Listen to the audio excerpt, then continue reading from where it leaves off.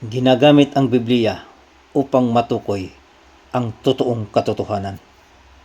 Ang bidyong ito ay hindi ginawa para sirain o lituhin ang inyong pananampalataya. Ito ay base lamang sa aming sariling simpatsya at pananaliksik sa mga nakasulat sa Biblia. At maaring mabanggit ang mga patotoo, lugar at pangalan, ngunit hindi ito namin sinasadya. Nagkahiwalay sina Abraham at Lot. Ito ang pamagat ng ating tatalakayin ngayon.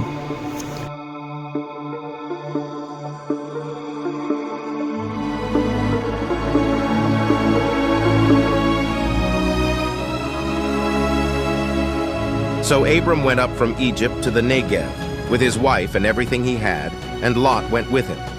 Abram had become very wealthy in livestock and in silver and gold. From the Negev he went from place to place until he came to Bethel, to the place between Bethel and Ai, where his tent had been earlier, and where he had first built an altar. There Abram called on the name of the Lord. Now Lot, who was moving about with Abram, also had flocks and herds and tents. But the land could not support them while they stayed together, for their possessions were so great that they were not able to stay together. And quarreling arose between Abram's herders and Lot's. The Canaanites and Perizzites were also living in the land at that time. So Abram said to Lot, "Let's not have any quarreling between you and me, or between your herders and mine, for we are close relatives. Is not the whole land before you? Let's part company. If you go to the left, I'll go to the right. If you go to the right, I'll go to the left." Lot looked around and saw that the whole plain of the Jordan toward Zoar was well watered, like the garden of the Lord, like the land of Egypt. This was before the Lord destroyed Sodom and Gomorrah. So Lot chose for himself the whole plain of the Jordan and set out toward the east. The two men parted company. Abram lived in the land of Canaan, while Lot lived among the cities of the plain and pitched his tents near Sodom. Now the people of Sodom were wicked and were sinning greatly against the Lord. Sa kwento sa buhay ni Abraham sa Biblia ay lumalagay na binigyan ng pagsasadula ang kasaysayan ng Mesopotamia, sapagkat pinaniniwalaan na nagmula ang kasulatan ng Torah ni Moises sa mga Hebreo. Ngunit ayon sa mga manunuklas ay wala pong bakas ng Hebreo na may katotohanan na nagmula sa kanila ang kwento ni Abraham sa Biblia. Pinaniniwalaan na nangupya ang Hebreo sa account ng Mesopotamia, sapagkat naninirahan ang mga Hebreo sa lupain ng Mesopotamia, at saka pa sila nakapagtala sa kanilang kasaysayan. At sa katotohanan ito ay mayroon talaga silang sariling Diyos na sa palagay ay kalahi ng mga Hebreo. Kaya ang pagsasadula sa buhay ni Abraham ay dalawa ang pinagkukunang kwento. Ang kwento ng Sumeryong Mesopotamia at ang kwento ng isang relihiyon. Si Abraham ay tinawag ng Diyos, ngunit hindi matukoy kung bakit siya tinawag ng Diyos. Dahil ang pangako sa kanya ng Diyos ay ibibigay ang lupain na sagana sa lahat. Ngunit yung lupain na ibibigay ng Diyos sa kanya ay mismo na nakatira si Abraham, at hindi naman masagana ang lupain. Kaya nga umalis sina Abraham, Lot at Sarai sa lupain ng Kanaan at nagtungo sa Ehipto. Ito ang ipinagtataka natin dito. Sa bawat lungsod na napuntahan ni Abraham ay nagtatayo ito si Abraham ng altar para magsamba kay Yahweh.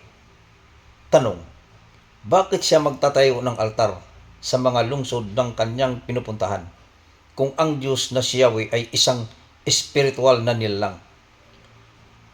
Ayon sa aming mga pagtagpi-tagpi na itong si Abraham na naitala sa Biblia ay isa itong relihiyon na nais ikalat sa buong daigdig. Sa panahon na ito ay walang batas ng tao ang umiiral. Kaya kapag mayroong ibang lahi na nakapasok sa isang lungsod ay malaya itong makagawa ng kriminalidad sa mga lugar. Kaya kung maliit lang ang angkan o kukunti lang ang tao sa isang lugar, ay wala silang malapitan o masumbungan para iligtas sila sa mga mananakop. At sa dahilan magpasakop ang maliit na mamamayan sa isang malalaking angkan para mayroong magtatanggol kapag lumusob na itong mga mananakop. Dito nabuo ang isang relihiyon upang mailigtas sa pang-aapi at sa kamatayan ang mga maliliit na angkan ng tao. Pinaniniwalaan din na dito nagmula ang Kristyanismo. Sa mga pag-aaral, hindi nagmula ang Kristyanismo sa mga Hebreo sapagkat ang kanilang nabuong relihiyon ay Judaismo. Sinasabi lang na sa Israel nag-umpisa ang Kristyanismo ay dahil na ito sa mga apostol ni Jesus. Ngunit wala pa si Pablo o ang tinatawag na Jesus Kristos ay buo na ang Kristyanismo. Pinagtibay lang ito ni Pablo nang pumunta sila sa Antioch City at nakita sila ng mga Israelita at tinawag silang Christian o Kristiyano. Si Pablo ay hindi Hudyo, kundi isa siyang Pariseo na siyang isa sa pinagmulan ng Kristyanismo. Habang mahigpit na kaaway naman ito sa lahi ni Jesus na isang Hudyo, ang mga Pariseo na pinagmulan ng Kristyanismo. Dahil malakas ang pangalan ni Pablo sa buong lupain, mabilis itong kumalat ang Kristyanismo sa buong rehiyon dahil nagkwadrukara na itong si Pablo. At ito na yung kwento ni Abraham at ni Lot. Si Abraham ay nagpatuloy sa paglalakbay at nagpatuloy sa pagtatayo ng altar upang pagsambahan ng mga tao.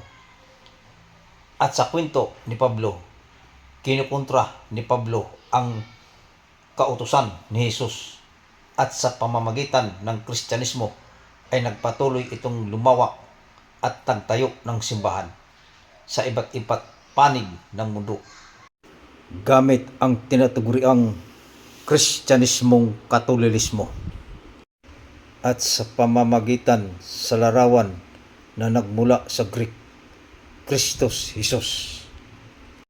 Kasama na ang mga larawan ng mga santa at santo at iba pa.